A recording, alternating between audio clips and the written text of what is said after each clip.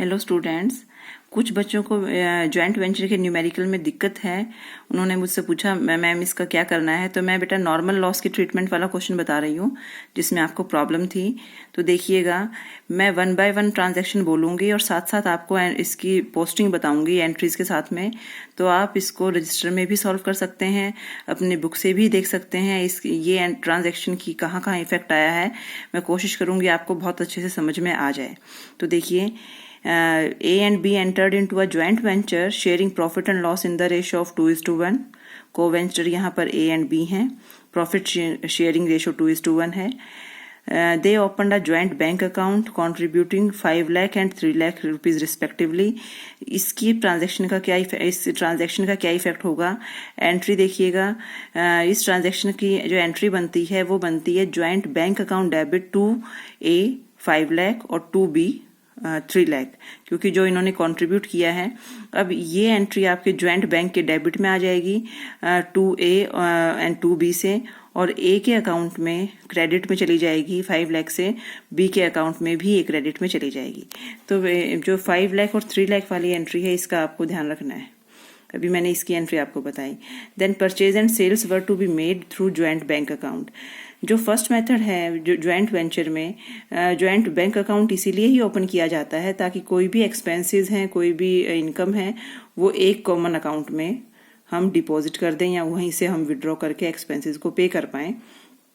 तो joint bank account से purchase और सेल्स हो रही हैं, लेकिन एक्सपेंसेस जो हैं वो प्राइवेट सोर्सेज से पे किए गए हैं। ये इस क्वेश्चन में गिवन है, इस पे कोई दिक्कत नहीं है। जो जो इन्फॉर्मेशन हमारे पास है हम उसे ध्यान से पढ़ें।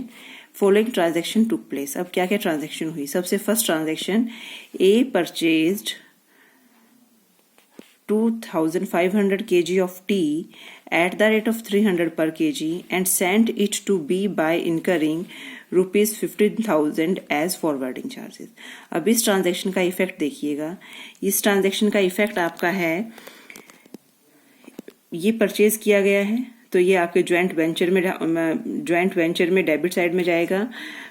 2500 kg of T at the rate of 300, तो आप मल्टीप्लाई करेंगे दोनों को तो आप पाएंगे ये आपके पास अमाउंट आ जाएगा 7,50,000। तो ये जो एंट्री आपकी है ज्वाइंट वेंचर के डेबिट में चली गई।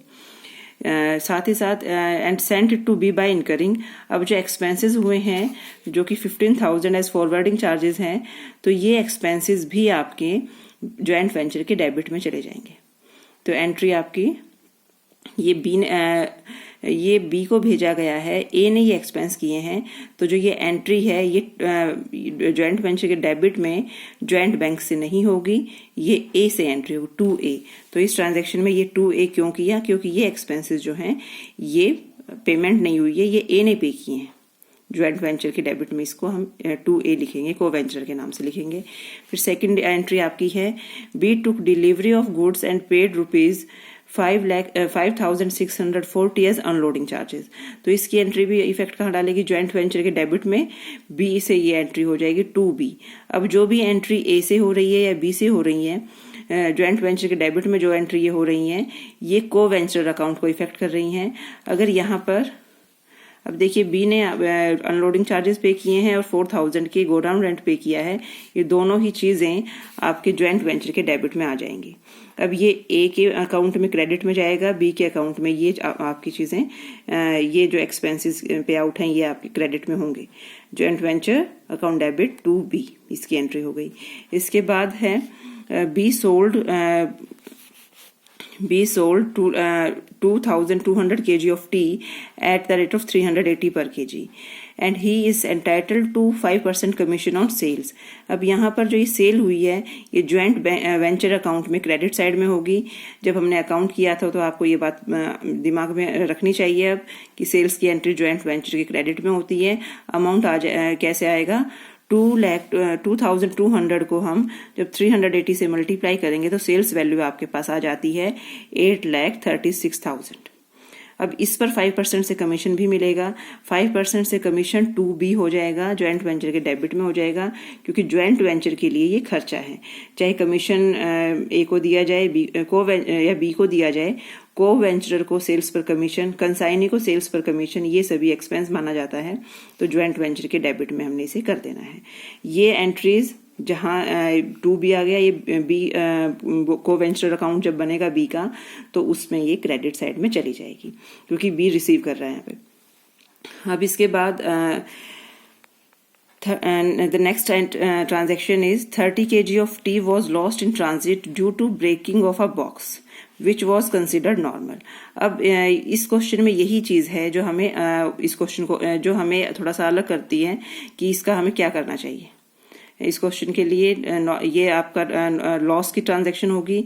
अब ये लॉस कैसा है, नॉर्मल लॉस है, तो नॉर्मल लॉस का क्या करना है, इसकी वैल्यू निकालनी होती है, और ये आपकी क्लोजिंग स्टॉक में कैलकुलेशन के लिए हेल्प करता है। तो इसकी क्या कैलकुलेशन होगी मैं इसे वर्किंग नोट में अभी बताने वाली हूँ। And the fifth transaction is unsold stock was kept by B at cost.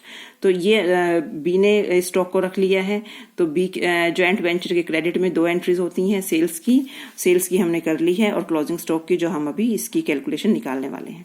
तो इस क्वेश्चन में सबसे मेन चीज ध्यान रखने वाली बात ये है कि नॉर्मल लॉस गिवन है, नॉर्मल लॉस का क्या यूज होगा, नॉर्मल लॉस क्या होता है, ये मीनिंग आपको आना चाहिए। नॉर्मल लॉस, एबनॉर्मल लॉस, इन दोनों में क्या डिफरेंस है वो आप थ्योरी में पहले भी पढ़ चुके हैं क्लासेस में।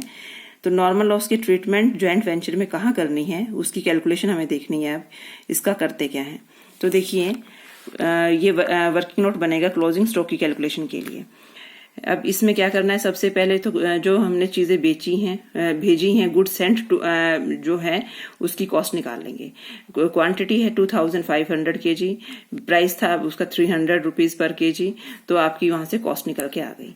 फिर इसमें आपने फॉरवर्डिंग चार्जेस जो ए ने पे किए, फॉरवर्डिंग चार्जेस इस इन गुड्स पर, वो 15,000 क्वेश्चन में गिवन था। साथ ही साथ अनलोडिंग चार्जेस जो बी ने पे किए, जो कि आपने ज्वाइंट वेंचर के डेबिट में भी इनको लिख दिया है, तो वो भी आपने इसमें ऐड कर दिया। तो कॉस्ट का पार्ट बन गया आपका उस गुड्स से रिलेटेड, उनकी परचेज प्राइस, उनके फॉरवर्डिंग चार्जेस, अनलोडिंग चार्जेस, तो कॉस्ट आपकी बन गई 7,70,640। अब ये चार्जेस आपके हैं।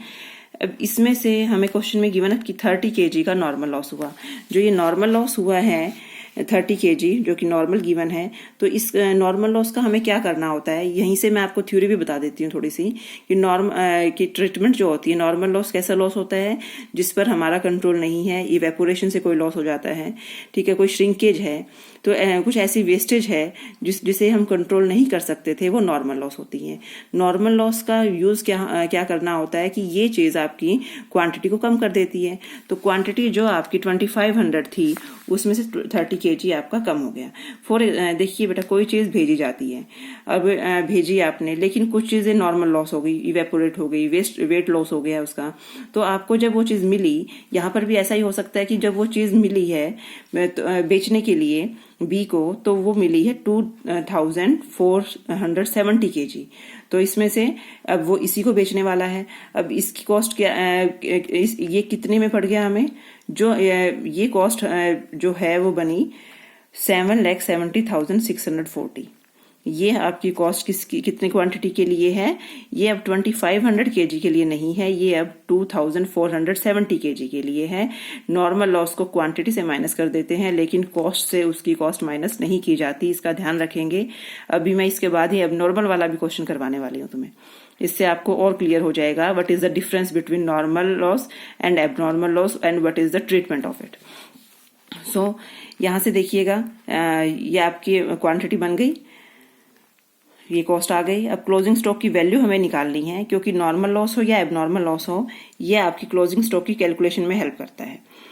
क्लोजिंग स्टॉक की वैल्यू आपको कैसे निकालनी पड़ेगी, 7,70,640 जो है वो कितनी की कॉस्ट है, वो 2470 kg की कॉस्ट है, तो 270 के लिए आपको निकालनी है। अब 270 कहाँ से आया, देखिए 2500 kg आपके पास टोटल गुड्स थी, 30 आपका नॉर्मल लॉस हो गया, 2200 आपने बेच दी, तो आपके पास जो क्लोजिंग स्टॉक की वैल्यू बची है वो 270 kg बची है।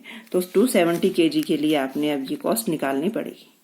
तो 270 kg के हिसाब से आपकी कॉस्ट बन गई as per the calculation as per which you have done in your working note, that is 84,240। अब इस क्लोजिंग स्टॉक को हमें कहाँ लेना है? इस क्लोजिंग स्टॉक को हमें ज्वाइंट वेंचर के क्रेडिट साइड में शो कर देना है एज अ क्लोजिंग स्टॉक। तो ज्वाइंट वेंचर के क्रेडिट में इसको हमें शो करना है। बाकी क्वेश्चन आपका वैसे का वैसे रहेगा, बाकी क्वेश्चन में कोई दिक्कत नहीं है। जब आप क्लोजिंग स्टॉक निकाल लेते हैं, इसके बाद आप इसको टोटल करेंगे। टोटल करने के बाद आपके पास प्रॉफिट निकल कर आ जाएगा। प्रॉफिट होगा या लॉस होगा वो आपको बैलेंस करके देखना है। बाकी क्वेश्चन आपका नॉर्मल रहेगा कि कंसाइन जो को वेंचर अकाउंट है उसके क्रेडिट साइड में क्या गया, उनका कंट्रीब्यूशन ए में, और उनके किए हुए खर्चे, उनका प्रॉफिट का शेयर, और जब हम क्रेडिट साइड को टोटल कर लेंगे तो ये बैलेंस आपका ज्वाइंट बैंक में जाएगा, क्योंकि इतना अमाउंट ड्यू हो गया है, ए ने फर्म से लेना है, ज्वाइंट वेंचर से लेना है। फाइनल सेटलमेंट का अमाउंट आ जाता है ये। अब ऐसे ही बी ने जो कैपिटल कंट्रीब्यूट की थी, बी ने जो खर्चे किए थे, इसके अलावा तो ये आपके प्रॉफिट का शेयर, और इसके अलावा जो आपके अब यहाँ पर एक चीज़ और ध्यान देनी है, जो बी ने जो क्लोजिंग स्टॉक लिया है उसकी एंट्री भी आपको करनी पड़ती है। ये आपकी जब बी ने क्लोजिंग स्टॉक लिया उसकी एंट्री है, ये क्लोजिंग स्टॉक से इसकी वैल्यू आपने करनी है। तो इसमें कहने का मतलब यही है कि जो कंसाइनर अकाउंट से, जो कोवेंचर अकाउंट से एंट्रीज हो रही हैं वो कोवेंचर अकाउंट को इफेक्ट करेंगी डेबिट या क्रेडिट में, ज्वाइंट बैंक वाली ज्वाइंट बैंक को इफेक्ट करेंगी। तो इन चीज़ का आपको ध्यान रखना है। तो ये मैंने आपको नॉर्मल लॉस की ट्रीटमेंट बताई। ये आपकी बुक में भी क्वेश्चन किया हुआ है। इसका वर्किंग नोट में बच्चों को दिक्कत थी, मुझे बच्चों ने पूछा कि मैम कैसे करना है, तो इसलिए मैं इसको सॉल्व करके बता रही हूँ, समझा रही हूँ तुम्हें। ओके बेटा, आई होप आपको समझ में आ गया होगा। Thank you very much.